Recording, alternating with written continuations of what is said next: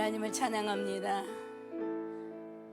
우리가 이 땅 가운데 기다리는 오직 한 분, 주 예수 그리스도의 다시 오심입니다. 주님을 기다리는 거룩한 성도로서 우리의 눈이 오로지 주님 한 분만을 향하기를 원합니다. 주님께만 우리의 시선을 맞추고 우리의 귀를 기울이며 우리의 마음을 향하기를 원합니다. 주님, 오늘 여기 계신 한 분 한 분들을 깊이 만져 주시옵소서. 정말 인생의 새로운 시즌을 맞이하여 지금 우리가 더 깊이 하나님을 사랑하는 그 걸음을 걸어가고 있사오니 하나님을 더 사랑하는 법을 가르쳐 주십시오. 더 깊이 영혼을 사랑하는 법을 가르쳐 주십시오. 마지막 때의 사랑이 식어간다 하였으나 하나님, 식어지지 아니하는 뜨거운 사랑이 무엇인지 우리에게 가르쳐 주십시오. 오늘도 그 사랑을 회복하는 날이 되게 하여 주십시오. 오늘도 그 사랑에 젖어있는 날이 되게 하여 주십시오. 다시 한번 첫사랑 그 이상의 뜨거운 주님과의 관계를 회복하여 주님과 떨어질래야 떨어질 수 없는 깊은 관계를 누리며 사는 매일매일이 되게 하여 주시옵소서. 그리하여 주님 맞이하는 그날 기쁨으로 영광으로 주님 맞이하게 하여 주시옵소서. 그렇게 우리에게 일하실 주님을 찬양하며 예수님의 이름으로 기도합니다. 아멘, 아멘, 아멘. 주님 감사합니다. 주님 감사합니다. 우리 자녀들이 지금 락겐을 진행하고 있죠. 오늘 하루 종일 기도 제목 올라온 대로 다들 기도하고 계시는 줄 믿습니다. 또 오늘 락겐이 끝난 후에 내일 아이들이 또 필드 출입을 가는데 그 가운데도 안전하게 돌아올 수 있도록 계속해서 기도해 주세요. 우리 아이들이 오랜만에 하나 되는 시간을 가지는데 성령님이 그 안에서 일하기를 원합니다. 함께 기도하러 가신 분들이 계신 것 같은데 그분들의 또 기도가 또 자녀들의 영혼을 살리는 줄 믿습니다. 치유에 대한 이야기를 하고 있어요. 치유의 범위가 너무 광범해서 우리가 뭐 잠깐 사이에 말할 거는 아니에요. 그러나 우리 하나님의 말씀은 영이시고 우리 하나님은 영이셔서 여기서 우리가 한 부분의 말씀을 들을지라도 각자의 심령 가운데 사모하는 대로 각자의 심령 가운데 얻어갈 수 있는 대로 얻어가는 게 영의 말씀입니다. 강단에서 예를 들면 5분 말씀을 전했어요. 5분밖에 안 되는 짧은 메시지겠죠. 그 짧은 메시지가 얼마나 우리의 마음을 움직이고 얼마나 우리를 변화시키고 얼마나 우리를 바꿔내겠습니까? 그런데요, 너무 놀랍게 영이신 하나님은 그 짧은 5분간의 이 말씀을 통해서도 각 사람의 가운데 가장 필요한 문제를 해결해 주십니다. 가장 중요한 문제를 해결해 주세요. 이 5분 안에서도. 어떤 사람은 100시간을 사용해서 하나님을 만나려고 해도 못 만나는 사람이 있죠. 너무 안타까운 거예요. 모든 노력과 너무 많은 힘을 기울였는데 내가 만나는 하나님의 분량은 너무 작은 거예요. 그런데 우리는 안타까워하지만 또 기대합니다. 무엇을요? 그 100시간까지도 사용하시는 하나님의 은혜를 기대하는 거예요. 그 지나간 100시간에 아무 일이 일어나지 않았다고 해서 영의 세계에서 아무 일이 일어나지 않은 건 아니에요. 무언가 일이 일어났는데 내 눈에 아직 도달하지 않은 것뿐입니다. 어느 날 갑자기 100시간의 시간을 들인 그 시간이 일을 해서 하나님의 영광이 그 사람한테 어떻게 뻥하니 터질지 그 누가 알겠습니까? 오랜 기도에 그래서 힘이 있는 거예요. 정말 연약한 기도라도 기도의 줄을 붙들고 있으면 그 기도를 통해서 하나님은 역사하세요. 아무리 작은 거라도 그 작은 줄을 갖고 정말 하나님하고 붙들고 있으면 하나님은 그 줄을 통해서 너무나 놀랍게 일하실 수 있는 분이십니다. 제가 오늘 또 신방을 하면서 느낀 것은 여러분, 이 작은 나의 기도에도 힘을 실어주시는 분이 내가 결코 기대할 수 없을 때, 내가 너무나 연약해져 있는 그때에, 내가 무언가를 정확히 보지 못하는 그때라도 나 하나만을 보시는 게 아니라 내 주위의 동역자들의 나를 향한 기도를 들으시는 하나님이심을 우리가 알고 있어야 됩니다. 이게 믿어지십니까? 나는 아무런 기도할 힘이 없어요. 다 포기했어요. 주님, 나는 할 수 없어요. 이제 끝났어요. 주님, 내 인생 망했습니다 라고 내가 말한다고 할지라도 내가 이전에 기도한 그것들이 아직 죽지 않았단 말이에요. 아직 그 기도가 땅에 떨어지지 않았단 말이에요. 더불어 아직까지도 나를 향해 손을 내밀고 있는 동역자들이 있음을 알고 계셔야 돼요. 그 동역자들의 손이 곧 예수님의 손입니다. 그 동역자들의 손이 곧 성령님의 손입니다. 성령님은요 결코 우리를 놓지 아니하세요. 그리고 눈에 보이는 사람들을 곁에 둠으로 말미암아 내가 아직도 너를 향해 일하고 있다. 내가 아직도 너를 사랑해. 너를 향한 나의 사랑은 아직 끝난 게 아니야. 나는 계속 일하고 있어 라는 것을 증거해 주시죠. 그러니까 여러분 우리 주위에 우리의 공동체의 한 사람 한 사람은 그래서 진짜 소중한 거예요.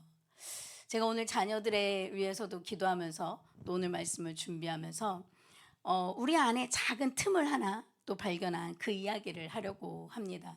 우리가 다 믿음의 시간들이 오래됐죠. 저기 계신 분들은 다 믿음의 시간들이 꽤 되시는 분들이에요.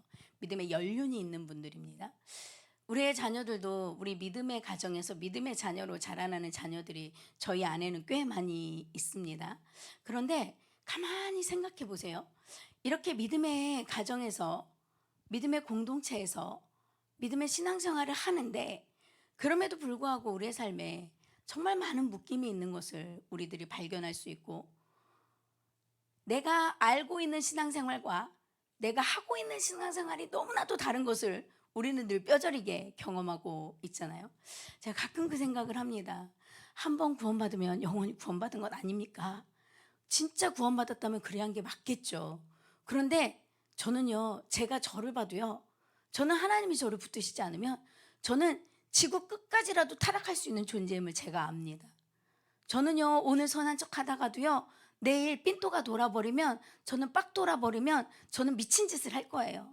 저도 끊임없이 죄를 지을 수 있고요, 저도 나름 끊임없이 악해질 수 있어요. 한 사람을 끊임없이 저주할 수 있는 힘이 제게 있음을 알아요. 제가 예전에 진짜 부끄러운 고백 한번 할까요? 남자들은요 참 말에 무게가 있잖아요. 여자들은 말이 많아요. 남편과 아내가 싸우면 주로 누가 이깁니까? 겉으로는 아내가 이기는 것 같아요. 왜? 이 말빨로는 남편들이 아내를 결코 이길 수가 없어요. 아내의 논리와 아내의 말을 아닌 가정도 있죠. 아닌 가정도 있죠. 막 무슨 아닌 가정도 있죠. 근데 뭐 누구든지 그런 일이 있단 말이에요. 그런데 우리는 또 신앙생활 오래 했기 때문에 거룩의 가면을 참 오래 썼잖아요. 감히 이 가면을 함부로 깨트리지 않아요. 그래서 내가 남편에게조차 믿음 없다는 소리를 듣기가 싫은 거예요. 그 자존심이 상하는 거죠. 근데 못돼지고는 싶어. 남편이 너무 미울 때가 있잖아요.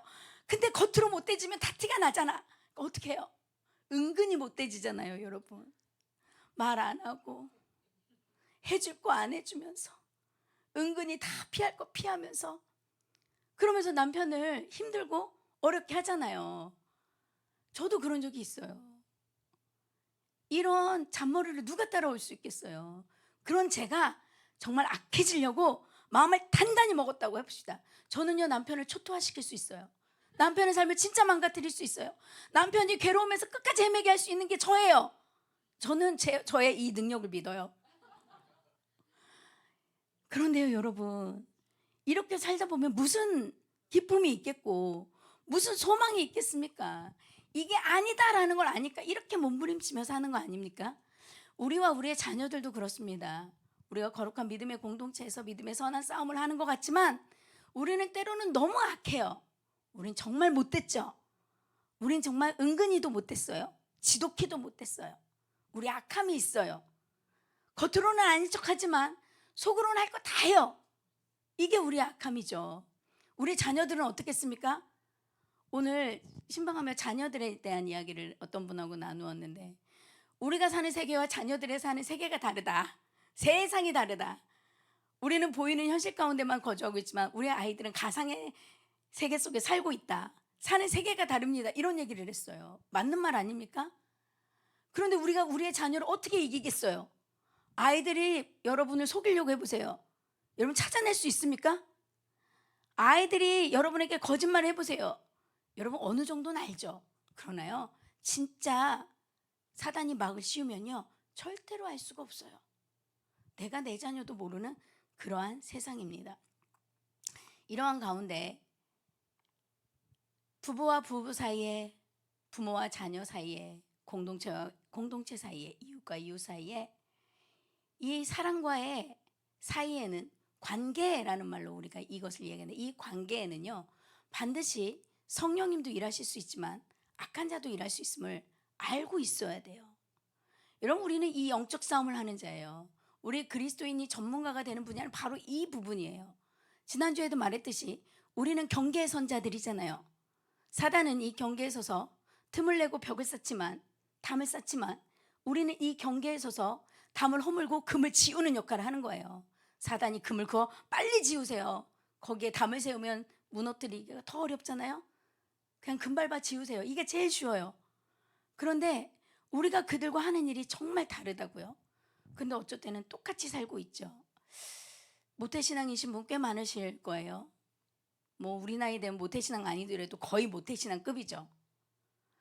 요셉을 한번 볼까요? 성경에? 야곱을 한번 볼까요? 야곱은요, 이 신앙의 배경으로 보자면 정말 대단한 거예요. 족장의 3대 족장 시대를 살아간 인물이 야곱이에요. 아브라함과 이삭과 야곱. 이 3대 신앙의 독자입니다. 아니, 독자는 아니죠. 이 야곱이 3대 신앙의 모든 그 좋은 것들을 받아서 태어난 자녀예요. 얼마나 복됩니까? 복이 철철철 넘쳐 흐르죠. 그때 당시에 족장급은, 족장의 자녀면 얼마나 대단합니까? 얼마나 영적인 위세가, 여러 가지 힘의 파워가 대단하겠습니까? 가만히 있어도 복이 굴러 들어오는 자리였어요. 가만히 보면요, 그의 삶을 보면. 그런데 야곱의 삶을 보면 어떻게든 복을 받으려고, 어떻게든 복을 얻으려고 몸부림치는 삶을 사는 모습을 우리가 볼 수 있죠. 너무나 복에 목말라 합니다. 너무나 복에 메말랐어요. 정말 복을 따라 사는 인생, 너무나, 그런데 그것이 행복하지 않은 인생을 살고 있는 야곱을 발견할 수 있죠. 왜 그럴까요? 야곱이요, 장자권을 탐내지 않아도요, 장자권을 얻지 않아도요, 그는 평생 잘 먹고 잘 살 수 있는 자리에 있단 말이에요. 영적인 복도 육적인 복도 가진 것이 많은 자였어요. 그런데 왜 그렇게 그는 장자권에 매몰되었으며, 왜 이렇게 복에 목마른 자가 되었고, 왜 이렇게 복에 허덕이는 인생이 되었을까? 라고 하는 것을 한번 여러분이 성경을 읽으면서 여러분도 묵상해 보시기 바랍니다. 아마 야곱 본인이 인식하는 어떤 축복이라는 어떤 복의 개념이 자기의 뜻대로, 자기의 원하는 방법대로 자신한테 오지 않은 걸 수도 있어요. 이미 복이 가득한데, 우리가 보기엔 이미 복이 가득한데 믿음의 자녀로 태어나, 그렇죠, 부모의 사랑을 받아 넉넉한 삶 가운데 뭐 부족한 게 없는 인생이라고 우리는 보지만 그는 그렇지 아니한 거예요. 이미 들었던 하나님의 말씀이, 이미 자신을 향한 축복의 예언이 이에게는 짐이 되었을 수도 있어요. 이에게는 부담이 되었을 수도 있어요. 왜? 그 축복의 예언을 하나님이 이루어 가실 것을 신뢰하지 않고 내가 이루려고 하기 때문이에요. 조급해. 내가 빨리 복의 장자가 되어야 되는데 겉을 보기엔 자기는 둘째거든. 탯줄에서부터 아마 기질적으로도 그에게 역사된 무언가가 있겠죠. 타고난 기질도 있을 거예요. 형의 발목을 잡고 태어난 이 기질, 이게 보통입니까? 이게 태아 때부터? 보통이 아니죠. 그 본인의 기질이 있을 거고, 또 본인의 어떤 많은 것들이 있을 거예요. 자기 꾀도 있을 거예요. 살아가다 보니까 둘째로 산 자들의 꾀가 있지 않습니까? 형을 뛰어넘으려는. 또 그로에 더불어 연약한 자신의 성품도 있었을 거예요. 장점도 있었지만 약점도 있었을 거예요. 거기에다 하나님을 온전히 신뢰하지 못하는 부분이 결합되었다고 생각을 한번 해보십시오. 자유하게 살 수 있는 인생이 자유하지 못한 인생으로 들어가는 거예요. 하나님을 신뢰하지 못하는 이 조급함. 여러분, 오늘 제가 던지는 이 이야기를 들으면서요, 야곱만 상상하지 마시고 내 삶에도 이런 부분이 있는지 없는지를 생각하며 한번 따라와 보세요. 여러분, 저는 이 한 가지를 말하지만 다양하게 하나님이 여러분에게 말씀하실 줄 믿어요. 내가 복에 어떤 무언가를 취하려고, 예언을 성취하려고 내가 노력하는 인생인지, 하나님이 하게끔 나를 하나님의 손에 맡겨드리는 존재인지, 이건 굉장한 차이를, 인생의 차이를 만들어내요. 나만 그러면 되는데 문제는 거기에 그런 연약한 야곱의 곁에 누가 있었냐면 야곱을 향한 편애와 야곱을 향한 조정력을 가지고 있는 엄마 리브가가 있었어요. 야곱을 통제하려는, 하나님의 성취를 또 조급하게 이루려는 한 여인이 그에게 붙어 있었네. 이 둘이 결합되었을 때 이들의 인생이 어떤 파란만장한 인생으로 돌아갔나 한번 보십시오. 이 여인은 자기가 사랑하는 아들을 일찍 띄워놓고 거의 보지 못하고 사는, 너무나도 외로운 시간을 보내야 됐어요. 사랑하는 자녀를 보지 못하는, 하나님이 분리시킬 수밖에 없는 이것을 우리는 하나님이 그랬어라고 말할 수 있지만 결국은 누가 만들어낸 거예요? 야곱의 연약함과 어머니의 연약함이 만들어낸 결과였어요. 이 성경의 이야기를 한번 제가 읽어드리겠습니다. 창세기 27장 12절에서 13절에 보니까요, 야곱의 목소리입니다. 같이 읽을까요? 시작. 아버지께서 나를 만지실 텐데 내가 아버지의 눈에 속이는 자로 보일지라 복은 고사하고 저주를 받을까 하나이다. 이 한 구절에 야곱의 모든 캐릭터가 다 들어가 있어요. 시간이 없으니까 넘어가고요. 연약함과 복은 그럼에도 불구하고 빨리 받고 싶은 마음과 안 되는 그 자괴감과 모든 말의 내용이 이 언어에 다 들어있지 않습니까? 여러분, 우리도 이런 언어를 사용할 때 있죠. 하고 싶은 건 있고 받고 싶은 건 있고 원하는 건 있는데 안 되는 현실 속에서 어떻게든 그걸 이루고 싶은데 안 되는 그 말을 표현하는 우리 언어들이 있잖아요. 여러분. 우리가 이런 말을 쏟아내는 자예요. 13절 있습니다. 시작. 그런데 거기에 누가 불을 붙여요. 시작. 어머니가 그에게 이르되 내 아들아 너의 저주는 내게로 돌리리니 내 말만 따르고 가서 가져오라. 와, 야곱의 연약함에 정점을 찍어주는 거죠. 너는 가만히 내 말만 들으면 돼. 내가 다 알아서 해. 내가 저주는 다 받고 복은 네가 다 가져. 어머니의 이 맹목적인, 이 끝없는 편의 끝판왕의 어머니의 모습을 우리가 볼 수 있는 거예요. 하나님의 사랑이 아닌 인간적인 어머니의 사랑이었어요. 그러니까 여기가 말하는 게 뭐예요? 이 리브가가 너는 그냥 내가 하는 대로만 해. 너는 아무것도 할 필요 없어. 내가 하는 대로만 따라와. 여러분, 이 음성 잘 기억하세요. 사단이 관계 속에서 여러분들의 인생을 지배할 때에 뭐 좋은 의미의 이런 말을 할 때도 있지만 이런 말들을, 이런 유의 말을 잘 분별할 수 있어야 돼요.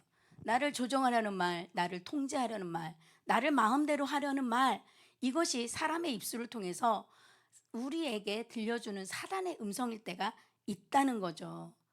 이때 리브가는 하나님의 성령에 취해서 이 말을 한 게 아니에요. 진짜 영으로, 영적으로 아들을 사랑해서 하는 이 말이 아니었어요. 이것은 잘못된 사랑의 본보기죠. 리브가가 말하는 대로. 여러분, 우리가 가끔 인생을 살면서 누군가의 통제를 받을 때가 있어요. 누군가의 압박을 받을 때가 있어요. 그 말에 반드시 끌려갈 때가 있어요. 좋은 영향력이 아니라 악한 영향력을 생각해 보시면서 따라와야 돼요. 성령의 음성에 감동된 말은 취해서 따라가야죠. 근데 그렇지 아니한 부분이 있다면 잘 보세요. 야곱을 향한 편애와 이 조종력을 가지고 한 이 리브가의 음성이 야곱의 인생을 180도 틀어놓은 사건의 시작입니다. 야곱 역시 이러한 사랑을 받았기 때문에 이러한 사랑밖에 받아보지 못했어요.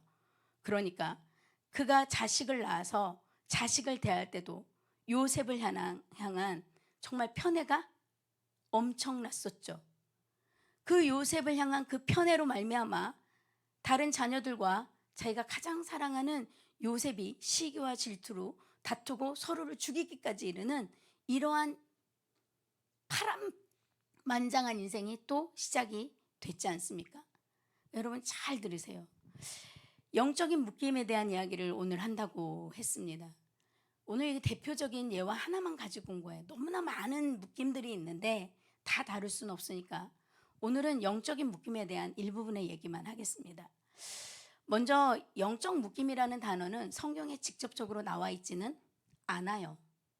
중보기도가 성경에 직접적으로 나와 있지 않은 것처럼, 그러나 우리는 중보가 무엇인지, 중보 기도자가 누구인지 이제는 다 아는 시대에 살고 있죠.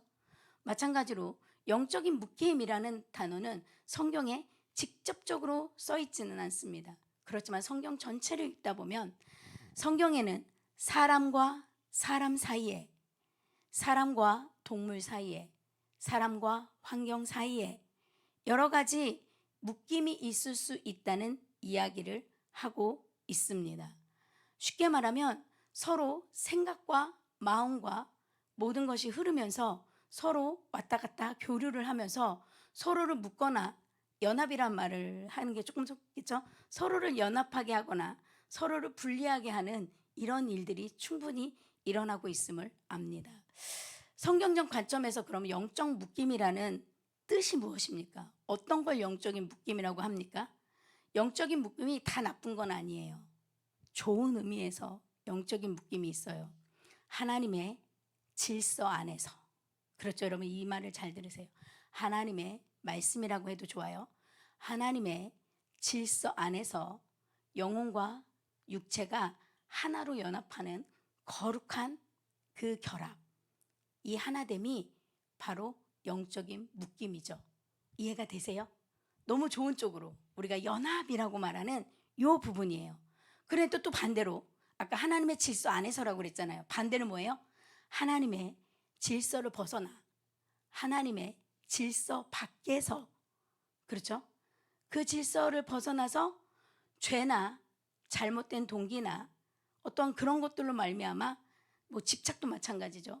타인에게 영적으로, 육적으로, 혼적으로 매이는 이 상태가 되는 것을 잘못된 부정적인 영적인 묶임이라고 할 수 있겠습니다. 머리에 그려지세요? 영적인 묶임이라고 한다면 좋은 반응도 있고 반대적인 반응도 있다는 거예요. 그러면 긍정적인 연합에 대한 이야기를 한번 해볼까요? 하나됨, 연합에 대한 이야기를 해보겠습니다. 여기서 하나님의 질서 안에서라고 하니까 거룩한이라는 단어를 사용해도 좋아요. 그리고 경건하다라고 하는 단어를 사용해도 좋습니다. 경건한 묶임, 경건한 연합, 경건한 하나됨, 거룩한 하나됨, 우리가 진짜 많이 듣는 말이거든요. 근데 이것을 여러분이 오늘 정리를 한번 해보십니다.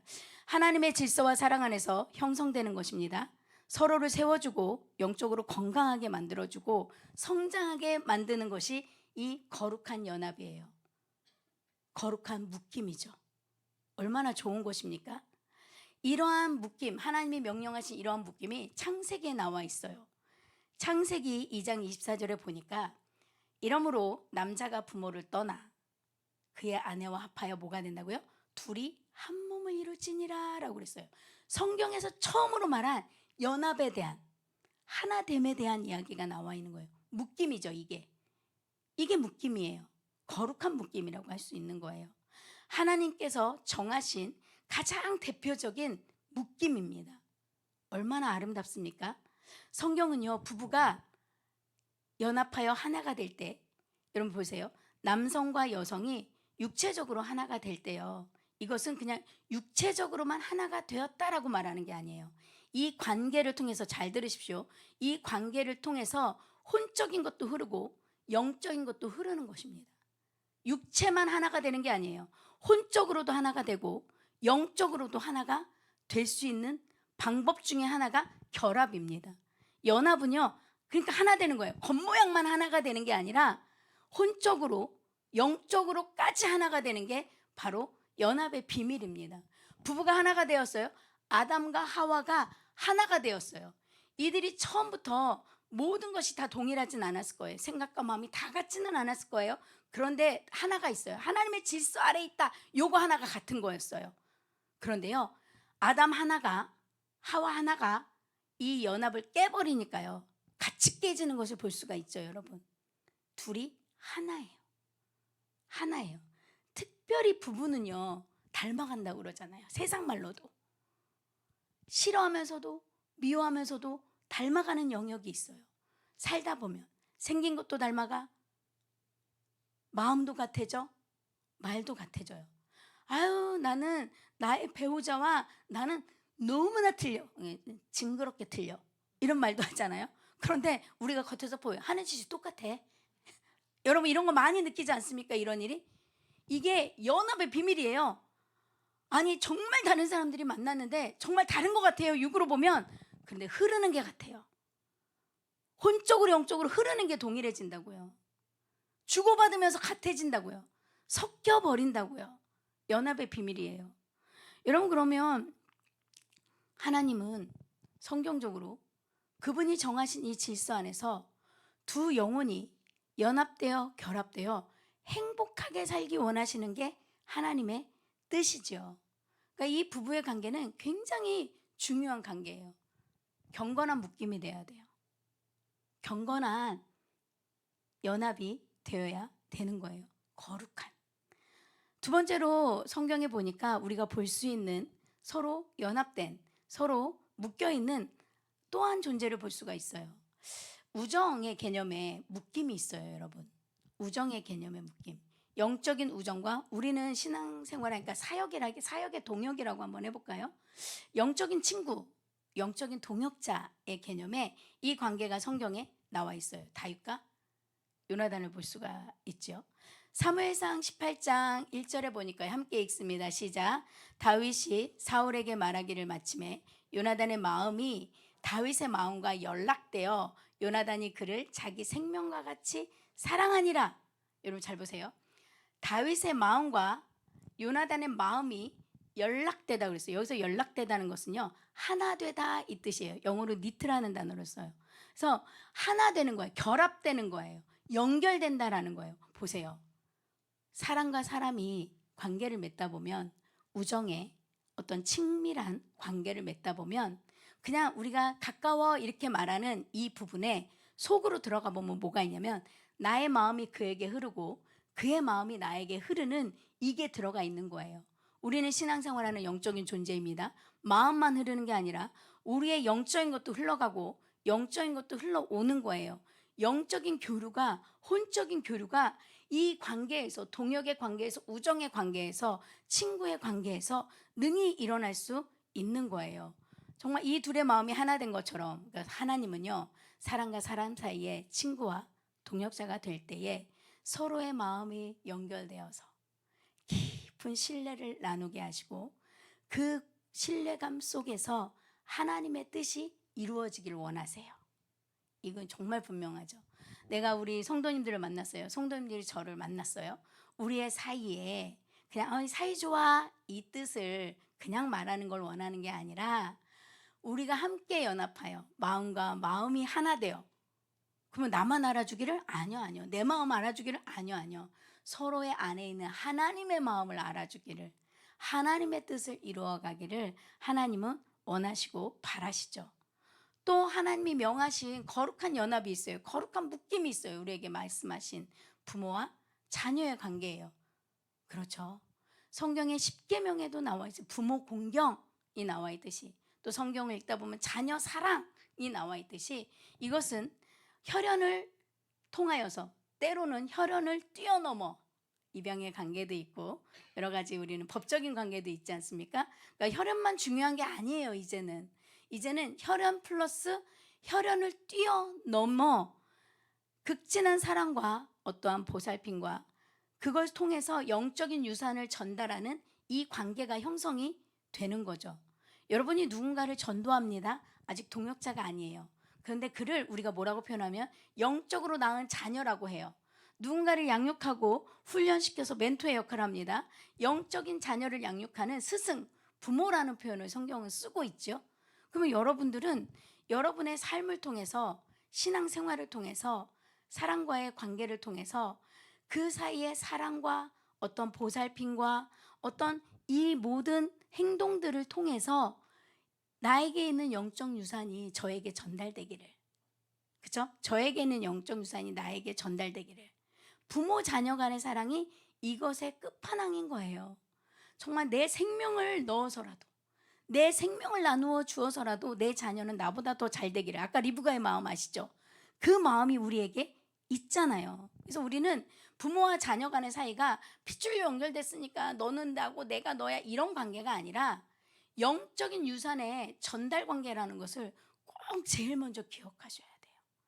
하나님이 부모에게 자녀를 주신 것은 다른 일을 하라는 게 아니야. 영적인 유산을 전달하라 라고 하는 거예요. 우리의 자녀가 지금 락인을 하고 있고 내일 뭐 필드 출입도 갈 거고 또 앞으로 이제 수련회도 할 거고 신앙생활도 할 거예요. 그런데 여러분, 교회에서 할 수 있는 건 많은 게 없어요. 가정에서 하는 게 더 많죠. 자녀들이 가정에 머무는 시간이 제일 많잖아요. 여러분의 가정에서 여러분의 신앙생활이 하나님을 향해 있으면서 여러분이 가진 영적인 유산이 있잖아요. 그 유산을 넘겨주는 거예요. 물질적 재산을 나눠주는 게 아니라 영적인 유산을 나눠주는 거예요. 말씀 읽는 모습을 보여주는 거예요. 기도하는 모습을 보여주는 거예요. 눈물 흘리는 모습을 보여주는 거예요. 충성하는 모습을 보여주는 거예요. 신실한 모습을 보여주는 거예요. 하나님에 대한 사랑을 그냥 내 자녀가 따라오기를 원하는 거예요. 정말 어렵지만 내 자녀가 그냥 나와 같은 삶을 살았으면 좋겠다, 이 마음으로 살아가는 게 최고인 것 같습니다. 내 자녀가 뭐 나보다 더 뛰어난 삶, 뭐 그러면 얼마나 좋겠습니까? 그런 자녀도 많아요. 그러나 적어도 내 자녀가 나와 같은 삶을 살아도 참 괜찮겠다 라고 하시면 좋겠어요. 물질이, 학벌이, 여러분의 능력이 그렇다는 게 아니고요, 신앙의 영적인 유산이 그렇다라는 거예요. 나는 어렵고 힘들어도 주님을 택하고, 정말 어렵고 힘든 가운데 주님을 선택하고, 주님께 나아가고, 주님께 울며, 주님께 엎드리며, 주님께 내 모든 것을 드리는 그 순전한 마음들을 자녀가 담기를 원하는 것은 정말 아름다운 것 같습니다. 자녀들이 교회 안에서 자라는 걸 기쁘고 즐거워하세요. 다윗과 같이 정말 주의 전에 거하는 것을 기뻐하고 즐거워하는 자녀가 되기를 여러분 정말 기도하셨으면 좋겠어요. 그런데 내가 그래야 돼요. 그러려면 내가 그러한 모습을 보면 자녀가 언젠가는 반드시 그렇게 따라옵니다. 여기서도요, 어렸을 때 방황해 보신 분 있죠? 어렸을 때 주님을 떠나보신 분 있죠? 그러나 그럼에도 불구하고 다시 여러분이 하나님을 찾은 계기가 무엇이었습니까? 부모님이 눈물로 기도하신 걸 봤잖아요. 부모님이 열심히 신앙생활하는 걸 봤잖아요. 때로는 그들의 모습이 모순적이고 때로는 그들의 모습이 내 마음에 들지 않고 내가 원하는 모습이 아닐지라도 그 안에 들은 진심을 알잖아요. 그래도 우리 부모님은 하나님을 정말 사랑해, 정말 영적인 세계를 알아서 나에게 영적인 유산을 물려주기 원하는 분이셨어. 적어도 이 마음의 진심은 우리가 받았으니까 여기에 와 있는 거잖아요. 이러한 관계 가운데 연합은 참 거룩하다라고 하세요. 이러한 묶임은 하나님이 참 아름답다 하시는 묶임들입니다. 또 하나는 성도의 연합이 있어요. 성경에 보니까 아까 동역자, 뭐 우정, 거기서 조금 더 발전된 신약의 개념입니다. 예수 그리스도의 피로 죄 사함 받은 성도들이 성령 안에서 한 몸을 이루어 영적인 은혜와 삶의 짐을 함께 나누면서 결국은 그리스도의 분량까지 함께 자라가는 거룩한 공동체를 말하는 거예요. 동역자라고 해도 되고 여러 가지 말로 여러분들이 표현할 수 있으면 좋겠습니다. 에베소서 4장 3절에는 이렇게 나와 있어요. 읽습니다. 시작. 평안에 매는 줄로 성령이 하나 되게 하신 것을 힘써 지키라 라고 우리에게 말씀하세요. 평안에 매는 줄로 성령님이 하나 되게 하신 거예요. 우리는 누가 하나 되게 하셨어요? 성령님이 하나 되게 하신 존재들입니다. 성도의 이 연합을 사실은 신약 시대에 마지막 때를 걸어가는 그리스도인들에게 이 연합이 얼마나 아름다운지, 이 연합의 비밀이 얼마나 크고 놀라운지를 신약 성경에는 계속 이야기하고 있습니다. 여러분, 신약 성경을 계속 읽다 보면 여러 가지 사도들의 어떤 언어들로 하나님의 마음이 표현되는데, 예수님의 마음이 표현되는데, 그들 안에는 성도가 얼마나 연합되기를 원하며, 얼마나 하나 되기를 원하며, 얼마나 끈끈해지기를 원하며 서로에게 자기의 목숨을 주기까지 사랑하기를 원하는 그 내용과 비밀이 성경에는 나와 있어요. 여러분이 성경을 읽으면서 하나님의 이 마음들을 따라가셨으면 좋겠어요. 성도의 연합, 이것도 하나님이 명령해 주신 거룩한 묶임이죠. 그런데 이 모든, 제가 지금 4가지의 묶임에 대한 얘기를 했거든요. 이 모든 묶임에 가장 중심되는 묶임이 있어요. 우리는요, 우리의 힘으로 하나 될 수 없거든요. 아까 성령의 매는 줄로 하나가 되라고 그랬잖아요. 우리는 하나 될 수가 없어요. 정말 부부간에도요, 우리는 하나 되기가 너무 힘들어요. 부모와 자녀 간에 하나 되는 게 정말 어려워요. 형제와 형제 간에 하나 되는 게, 공동체가 하나 되는 게, 성도가 하나 되는 게, 친구조차 하나 되는 게, 그래서 베스트 프렌드는 별로 없잖아요. 하나 되는 게 그만큼 어렵다는 거예요. 그런데 이 비밀이, 이 원리가 하나 있어요. 성경에는 이것을 하나 되게 하려고 힘쓰고 애쓰고 노력하는 게 아니라 먼저 그리스도와 하나가 되어라 라고 말씀하세요. 부부가 하나 되는 비결, 부모 자녀가 하나 되는 비결, 공동체가 하나 되는 비결, 성도가 하나 되는 비결, 친구와 동역자가 하나 되는 유일한 비결이 뭐냐면요, 그 힘과 그 원리가 뭐냐면요, 내가 그리스도와 연합한 자가 되어야 돼요. 그렇죠? 그리고 나와 관계하는 자들이 그리스도와 연합한 자가 되었을 때 우리는 그리스도 안에서 하나가 될 수 있습니다. 에베소서 4장 16절에 보니까요, 그에게서 온몸이 각 마디를 통하여 도움을 받음으로 연결되고 결합되어 각 지체의 분량대로 역사하여 그 몸을 자라게 하며 사랑 안에서 스스로 세우느니라. 누구 안에서? 예수 그리스도 안에서요. 여러분 잘 보세요. 여러분이 그리스도와 연합이 되지 않고 내가 누군가 연합될 거야, 절대 성경 안에서, 하나님의 질서 안에서 연합될 수 없습니다. 먼저 나를 늘 돌아보셔야 돼요. 나는 그리스도와 연합된 자인가? 나는 그리스도와 하나 된 자인가? 아까 부부간의 연합에도 여러분 육체만 흐르는 게 아니라, 육체만 하나 되는 게 아니라 혼적으로 생각과 마음과 감정과 의지와 영이 흐른다고 그랬어요. 그럼 그리스도의 완전한 연합, 그리스도와 내가 완전히 결합된 상태를 생각해 보세요. 내가 그 안에, 그가 내 안에. 딱 이 말씀이에요. 요한복음 15장 말씀. 이 연합이 나에게 일어날 때에, 그 연합의 비밀이 나에게 풀어질 때에 나는 그 누구와도 연합할 수 있어요. 그가 그리스도의 사람이라면. 이해가 되십니까? 그렇지 않으면 끊임없이 우리에게 문제가 일어나요. 이런 좋은 연합을 성경은 우리에게 이야기하고 있으면서 잘못된 연합에 대한 이야기도 성경은 계속해서 이야기하고 있습니다. 부정적인 묶임, 거룩하지 않은 묶임, 경건하지 않은 묶임을 성경은 또 이야기하고 있어요. 성경은요, 하나님이 허락하지 않은, 하나님의 질서를 벗어난, 하나님이 원하지 않는 방식으로 누군가와 연결될 때에 일어나는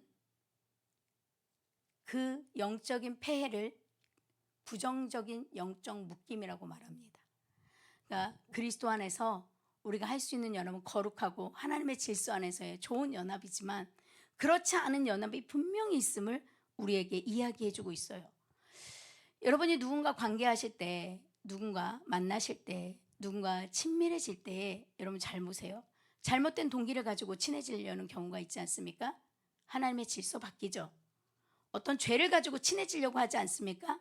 하나님의 질서 바뀌죠. 여러분 잘 보세요. 침묵을 도모해도, 죄를 지으며 침묵을 도모하는 경우도 있습니다. 하나님의 질서 바뀐 거예요. 여러분, 우리가 우상 숭배를 하면서 친밀해지는 경우도 있어요. 우상의 영은 하나 되게 하는 정말 끈끈한 영이거든요. 그러면서 우리에게 어떤 감정적인 집착이 생기고 우리에게 어떤 부정적인 감정들이 계속해서 형성이 되면서 오히려 이러한 부정적인 연합은 나를 하나님의 뜻에 맞게 이끌어가거나 나를 자유케 하거나 나를 성장하게 하거나 나를 복주는 것이 아니라 나를 억압하고 나를 누르는 그러한 일들을 이루어내게 되죠. 여러분에게는 지금 어떠한 연합들이 있으세요? 어떠한 묶임들이 있으세요? 건강한 묶임들이 많아지고 있어요? 아니면은 잘못된 부정적인 거룩하지 않은 묶임이 많아지고 있어요? 세상에 이런 부정적인 묶임의 여러 종류에는 여러분 지난 생을 잘 돌아보십시오.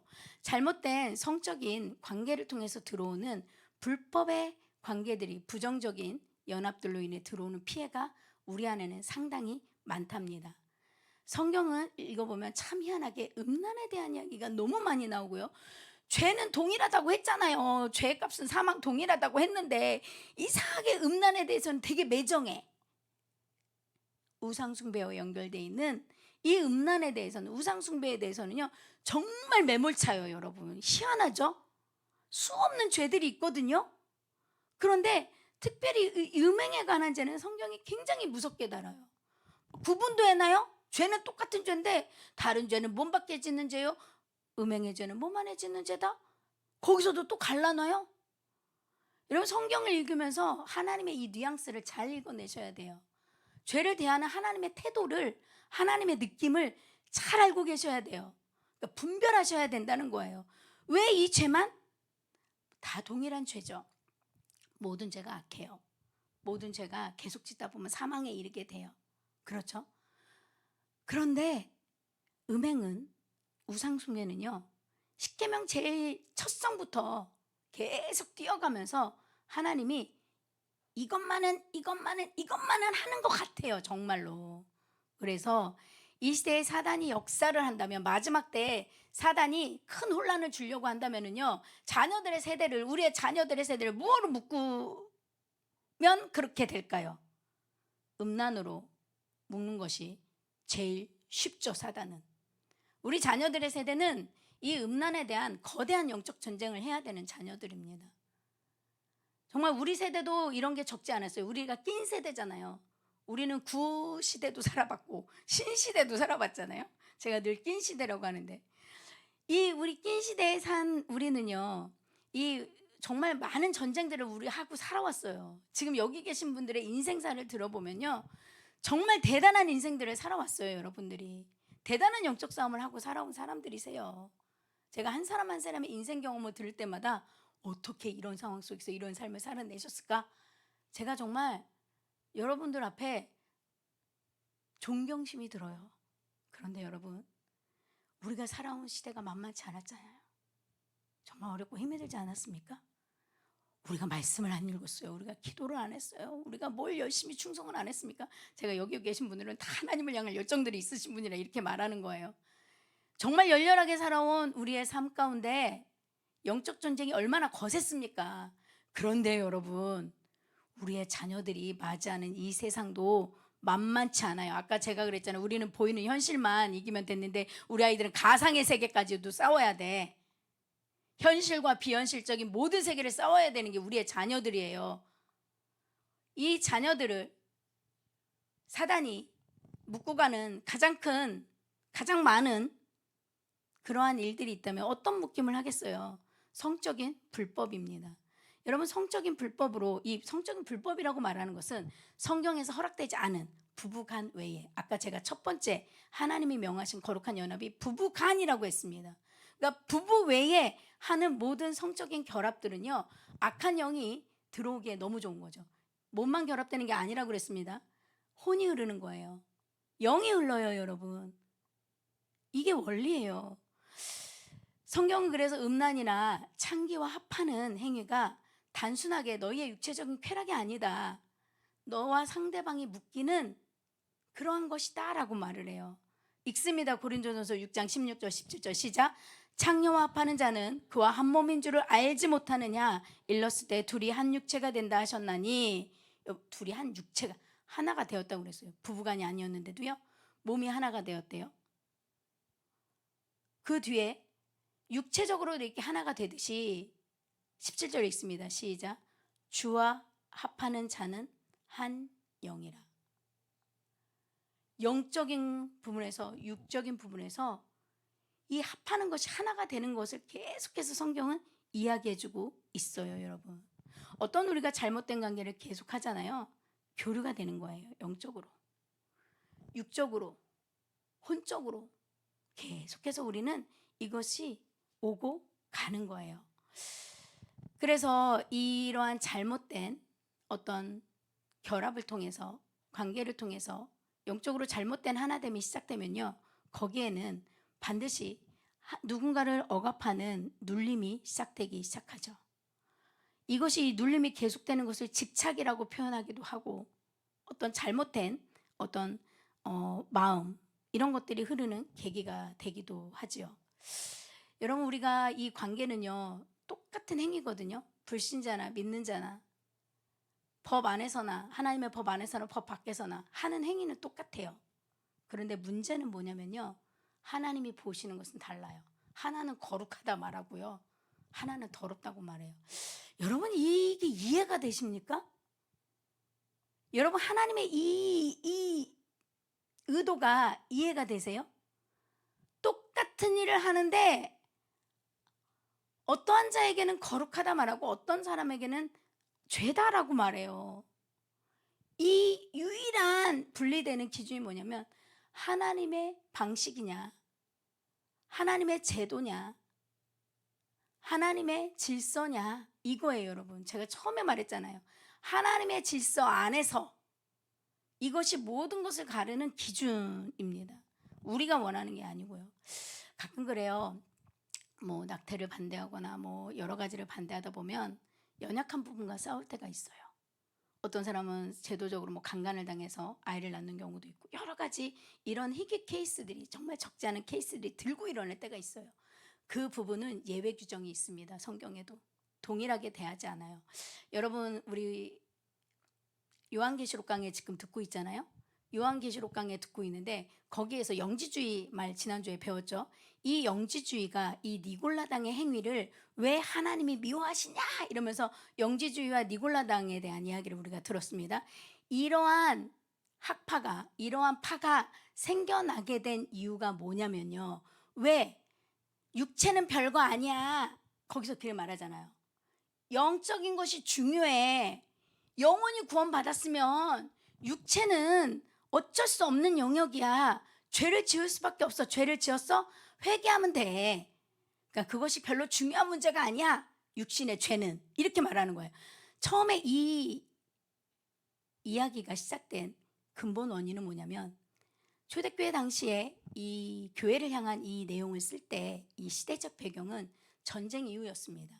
로마가 유대를 압박하고 정복한 그 시절이었죠. 여러분, 우리가 전쟁을 겪어본 세대가 있고 안 겪어본 세대가 대부분이겠지만, 안 겪어봐서 몰라요. 근데 전쟁이 시작되잖아요. 그러면 누가 제일 많이 피해를 입는 줄 아십니까? 여성과 아이들이에요. 특별히 여성은요, 압제를 당하는 속국의 여성은요, 인권이 유린이 됩니다. 육체가 유린이 돼요. 이거는 100%예요. 이런 일이 안 일어날 수가 없어요.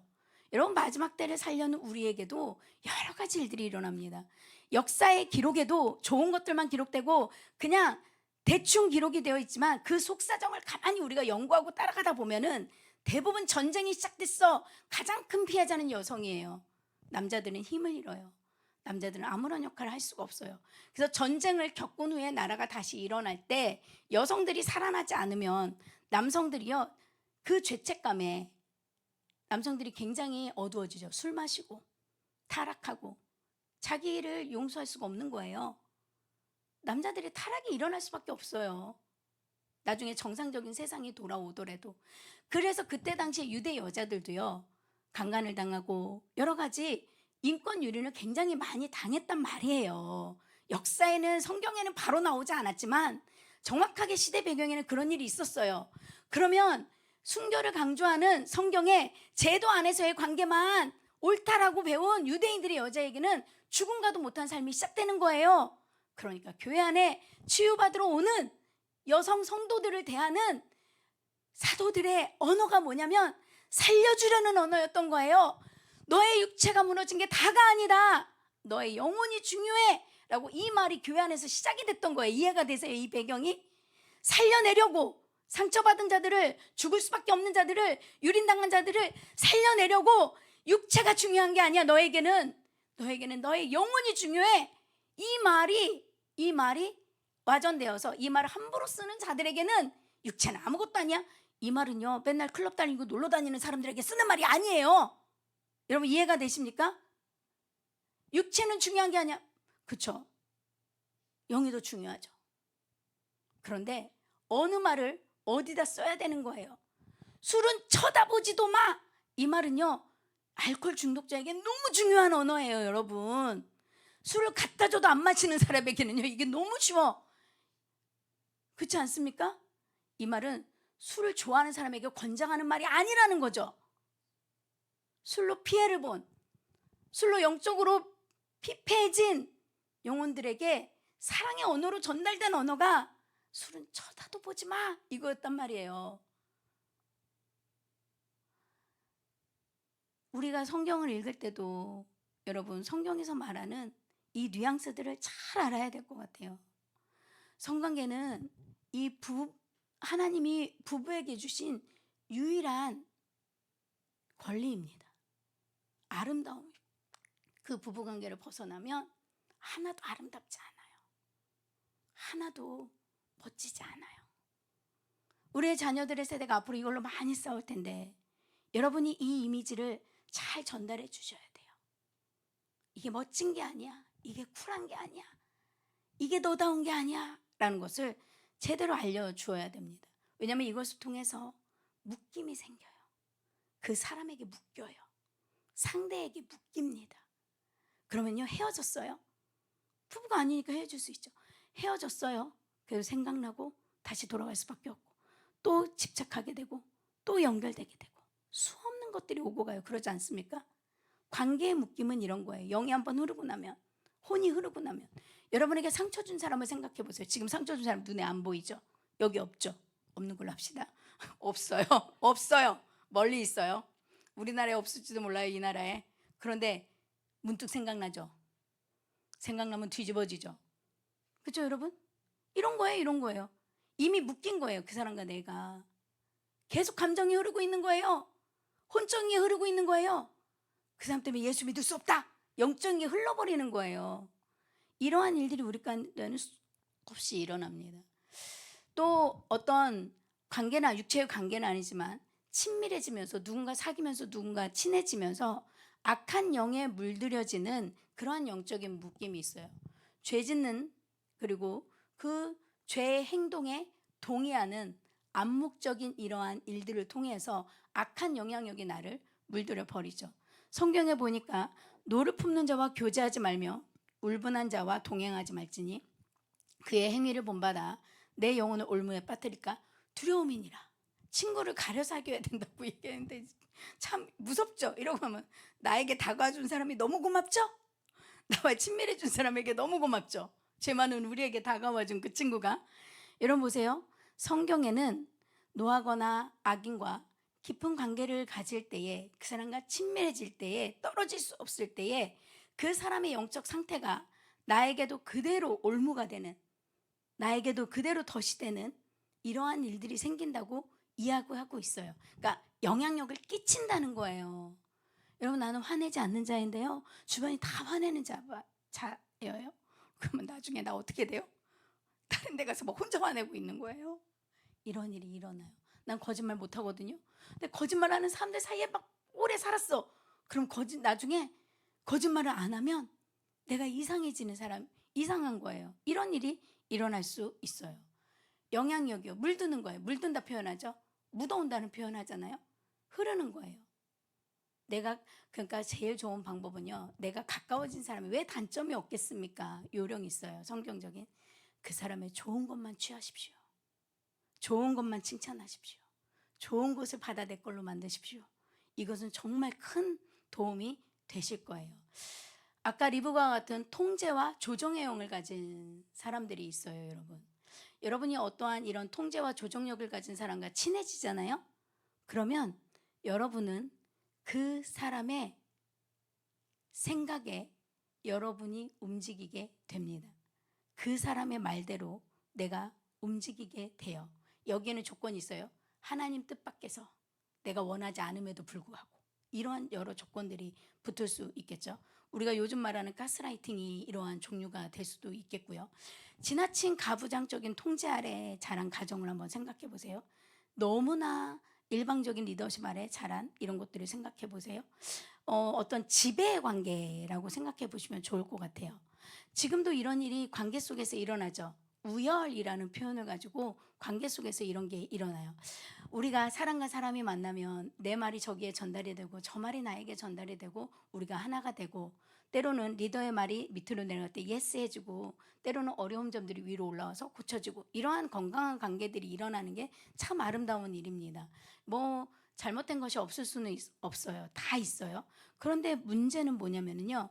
이것이 일방적인 계속 통제와 강요와 어떤 독재만 계속된다라고 생각해 보세요. 북한 정권 같이.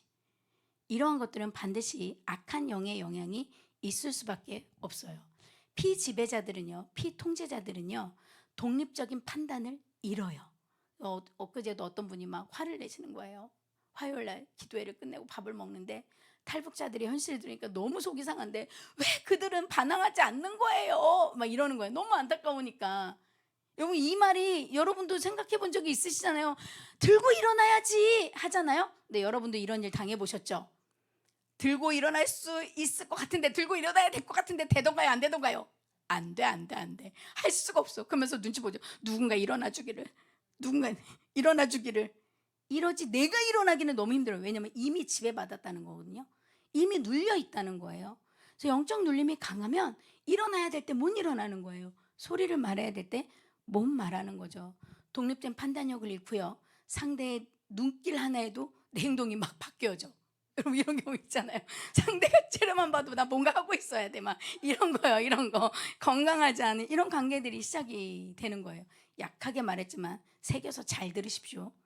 또 이런 것들이 또 반대 방향으로 어떤 지배력도 있지만 한쪽이 의존적이 되는 성향도 있죠. 마마보이 뭐 이런 거죠. 쉽게 말하면 엄마가 내 말 들어. 아까 그랬잖아요. 내 말 들어 이랬잖아요. 그러니까 엄마 말만 들어야 되는 게 너무 이제 편한 거예요. 나중에는. 그러니까 독립적인 행동을 할 수가 없으니까 지극히 이 한 사람에게 의존적이 되는 거예요. 여기 없으면 나 죽을 것 같아. 여기 없으면 난 살 희망이 없어. 이렇게 되어버리는 거죠. 정말 이게 어떤 의존이나 집착이나 애착 이런 데 장애가 생기잖아요, 여러분. 그러면 상대방이 없으면 나도 없는 거야. 너무 비정상적이지 않습니까? 이건 주님에게나 해야 될 소리예요. 주님이 없으면 나도 없고 내가 없으면 주님도 없습니다. 이게 온전한 관계인데요. 사람과 사람 사이에 한쪽이 없으면 정말 죽을 것 같은 거 건강한 관계 아닙니다. 제가 아까 뭐 이렇게 사람과 사람 사이에만 영적인 묶임이 있는 게 아니라 요즘은 사람과 개 사이에도 영적인 묶임이 굉장히 많죠. 건강한 관계를 유지하십시오. 사람과 개 사이를 넘어서지 마세요, 여러분. 애착과 집착과 의존과 통제와 이런 것들이 시작하는 순간, 묶이는 순간 여러분 묶입니다. 개가 사람 되는 거예요. 묶여요. 이미 개가 사람 됐을 때 묶인 겁니다, 여러분. 이거 영적으로 잘 분별하시며 가셔야 돼요. 개, 짐승 사랑해야죠. 여러분 정말 이뻐할 수 있어요. 얼마나 개가 우리의 삶 가운데 선한 영향력을 끼치는 것도 있습니다. 아름다운 관계에서 그쳐야 되는 거예요. 그 이상의 선을 넘지 마세요. 그러면 영적인 역사는 거기에 반드시 시작이 됩니다. 어떤 사람 개 잃어버리면요. 자식 잃어버리는 것보다 더 힘들어하는 사람도 있어요, 여러분. 배우자 잃어버리는 것보다 그게 더 어려운 사람도 있어요. 참 신기하죠. 자식과 배우자가 더 중요할 텐데. 있지 않습니까? 남편 없어도 되는데 개는 없으면 안 돼. 그러니까 아내 없어도 되는데 자식은 없으면 안 돼. 뭐 이런 관계예요. 이런 관계. 이 불균형적인 이런 관계. 이런 것들이 있을 수 있어요. 상대방이 없이는 내 존재 가치를 잃어버리는 거. 과도한 감정적인 집착. 서로의 영적인 육적인 자유를 침해하는 거예요. 굉장히 조심해야 되는 부분들이죠. 성도와 성도 사이에도 목회자와 성도 사이에도 친구와 친구 사이에도 아름다운 거리를 두세요. 아름다운 거리를. 제가 늘 말하잖아요. 관계 심리학을 배울 때 제가 아직까지 잊혀지지 않는 거. 사람과 사람 사이에 바람이 통할 만한 사이를 두자. 여러분 요 사이는 있어야 돼요. 숨 쉴 구멍은 있어야 돼요. 그 이상은 안 됩니다. 상처와 저주에 의한 묶임을 가진 경우가 있어요. 누군가와 관계가 안 좋게 끝날 때 한쪽이 저주를 퍼붓잖아요. 내 눈에 흙이 들어가기까지 뭐 이런 거 있잖아요. 여러분도 이런 거 해봤죠? 내 눈에 흙이 들어가기까지 흙이 들어가고 뭐 이런 거 해봤잖아요. 여러분 이런 게 저주의 종류예요, 여러분. 뭐 여러분은 저주 안 하셨다고요? 상처와 미움이나 저주에 대한 이 묶임은요, 그 다른 상대의 삶을 매이게 하는 거예요. 풀어지지 않게 만드는 거예요. 아싸, 내가 미워하는 사람에게 이 저주를 뽑아야겠다 이런 생각하는 사람은 없는 거죠. 있더라도 이제 오늘 풀어내셔야 되는 건데 그 생각으로 가면 안 됩니다. 오늘 푸는 날입니다. 그래서 그리고 가장 중요한 거 용서하지 못하는 마음이요. 마지막으로 여기까지만 다룰게요. 용서하지 못하는 마음이 있을 수 있어요. 깊은 원망이나 어떤 죄책감이나 타인을 향한 어떤 미움 때문에 그 사람과 내가 영적으로 나쁜 방향으로 묶여 있는 경우가 있어요. 풀어내 주셔야 됩니다. 우리는 묶고 푸는 권세가 있지 않습니까? 오늘 여러분이 기도에 이걸 사용할 거예요. 요한복음 8장 36절을 보니까 그러므로 아들이 너희를 자유롭게 하면 너희가 참으로 자유로우리다. 우리가 예수 그리스도로 자유해질 수 있어요. 성령 안에서 자유할 수 있어요. 다음 주에는요, 사망의 사슬을 풀어내는 법에 대한 이야기를 좀 더 하고 그거에 대한 기도를 할 거예요. 굉장히 자유해질 거예요, 여러분. 오늘은 주로 사람과 사람 사이의 묶임에 대한 이야기를 했습니다. 떠오르는 사람들이 있죠. 떠오르는 사람들이 있죠. 제가 조금 더 쉬운 얘기를 한번 해드릴까요? 여러 가지 얘기가 있다면. 여러분들 삶을 살 때에 성경에 보니까 다 얘기할 수는 없고 하나만 얘기할게요. 여러분들의 삶 가운데 누군가에게 마음이 어려운 사람들이 있을 거예요. 제가 이 부분은 기도자들에게 정말 많이 다루는 부분이에요. 이 작은 부분을 그냥 넘어가지 마세요. 사람과 사람 사이에 일을 하며 사역을 하며 입은 거룩한 연합을 하며 우리가 많은 일들을 하면서 사람과 사람 사이에 불편해질 때가 있어요. 어려워질 때가 반드시 있습니다. 여러분 있습니까? 있나요? 빨리 진실하게 한번 대답해 보세요. 있죠, 있죠, 있죠. 없을 리가 없어요. 다 있어요. 그런데 이 마음에 조금의 불편함을, 조금의 불만들을 여러분 그냥 넘기지 마세요. 제가 오늘 기도 신방을 하면서 골반 기도 1시간을 어떻게 이끌어가는지에 대한 한번 그 기도를 한번 제가 시도를 해봤어요. 제 골반 기도의 방법을 한번 나눠봤어요. 나중에 제가 다른 분들에게도 가정 신방을 하면서 기도 신방을 하면서 이 기도를 하는 법들을 가르쳐 드리고 싶어요. 그런데 그 골반 기도 1시간 하면서 나도 모르는 나의 죄의 사슬들이, 나의 묶임이 풀어지는 것들이 보여지고 들려져요, 여러분. 이것이 왜 중요하냐면 여러분 다 영적 전쟁을 하다가 부상을 당하잖아요. 그렇죠? 부상 안 당해본 사람, 상처 안 입어본 사람, 영적 전쟁을 하다가 사람과 사람 사이에 상처를 입고 큰 부상을 당할 때가 있어요. 별거 아닌 줄 알고 넘겼는데 나중에 보니까 몸이 망가져. 치유 얘기하잖아요. 여러분의 육체가 망가져 있는 부분이 있잖아요. 그런데 그것이 정말 육체만 약해서 망가져 있습니까? 원인이 다를 수 있어요. 원인을 알아야 치유가 들어가지 않겠습니까? 그런데 이 육체가 망가졌는데 원인을 따져보니까 마음이었어. 원인을 따져보니까 내 감정이었단 말이에요.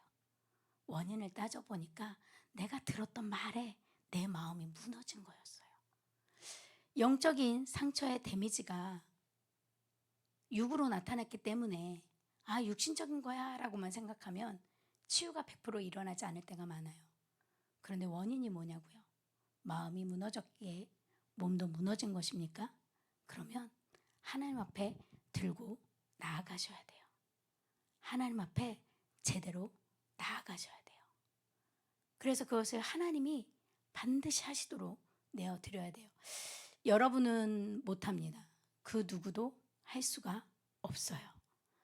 여러분 우리가 땅에서 매면 하늘에서도 매이고 땅에서 풀면 하늘에서도 풀린다고 성경은 이야기하고 있죠. 여러분의 심령 가운데 오늘 풀어져야 될 것들이 있습니다. 특별히 용서하지 못하는 마음들. 작은 거죠. 그런데 이것이 어떻게 보면 이 용서를 따라서 여러분의 몸이 치유가 되는 경우들이 정말 많아요. 눈 한번 감아보세요.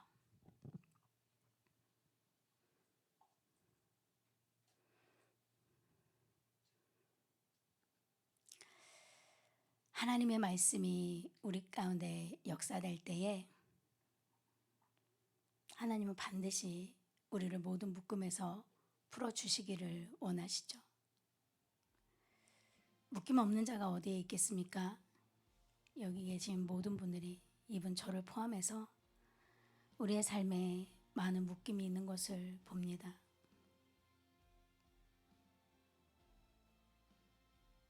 어떻게 해야 됩니까?